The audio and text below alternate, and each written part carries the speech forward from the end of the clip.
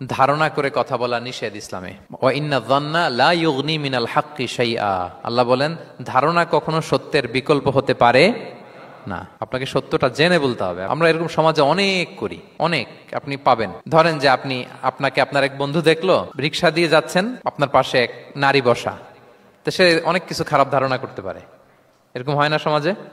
এমন হতে পারে যে আপনি আপনার ছোট বোনকে নিয়ে বেরিয়েছেন, হতে পারে না? কিন্তু আপনি তো একটা ধারণা করে ফেললেন অন্য কিছু।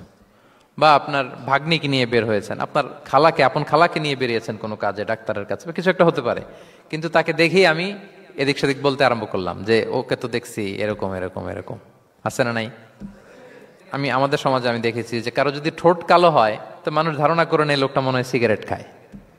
কিন্তু সিগারেট সেবন করা ছাড়াও কারো ঠোঁট কালো হতে পারে কি পারে না বলেন? এই যে এগুলো সমাজে প্রচলিত। বিয়ে করার পর পর ইমিডিয়েট যদি কেউ একটা গাড়ি কিনে বা হুন্ডা কিনে, এটা কি বলে বলেন তো?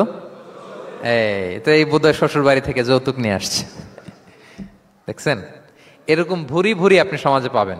আন্দাজে, ধারণার উপরে আমরা অনেক কথা বলে ফেলি, কিন্তু নিশ্চিত না হয়ে আপনি কোনো কমেন্টসে যেতে পারবেন না। এটা একেবারে নিষেধ।